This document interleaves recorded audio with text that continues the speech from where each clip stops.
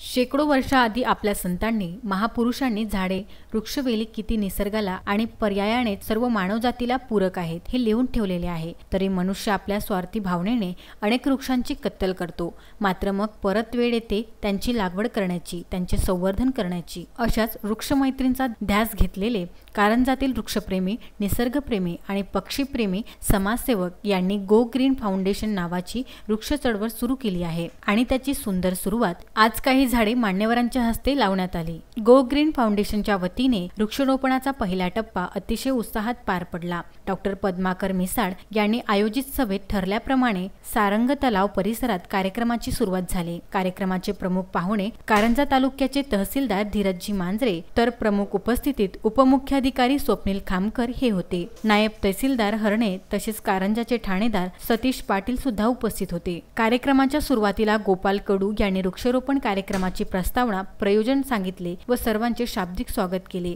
तहसीलदार यांच्या संयुक्त हस्ते वटवृक्षाच्या झाडाचे रोपण करण्यात आले। ठाणेदार सतीश पाटील यांनी सुद्धा वृक्ष लावून सहभाग दर्शविला। वृक्षारोपण झाल्यानंतर सर्व वृक्षरोपांना ट्री गार्ड लावण्यात आले। कार्यक्रम यशस्वी होण्यासाठी डॉक्टर पद्माकर मिसाळ, आशिष बंड, प्रज्वल गुलालकरी, गोपाळ कडू, जगदेवराव इंगोले, अजय बजाज, रघु वानखडे, प्रवीण वानखडे, कविता मिसाळ, निशा खुमकर, गो ग्रीनच्या सर्व सदस्यांनी स्वयंस्फूर्तीने सहभाग घेतला। शहरामध्ये गो ग्रीन फाउंडेशन आणि निसर्गप्रेमी मंडळ यांच्या वतीने पावसाळ्यामध्ये शहराच्या दुतर्फा रस्त्यांवरती झाडं लावण्याच्या बाबतीमध्ये लोकांचा आग्रह होता। त्या अनुषंगाने आम्ही सामाजिक वनीकरण विभागाकडून आणि वन विभागाकडून जी झाडं आहेत ती यांना उपलब्ध करून दिलेली आहेत। डॉक्टर्स असतील, केमिस्ट असतील, वेगवेगळ्या क्षेत्रामध्ये काम करणारी मंडळी हे सगळी एका छत्राखाली येऊन कारंजा शहराला हिरवगार करण्यासाठी प्रयत्न करत आहेत।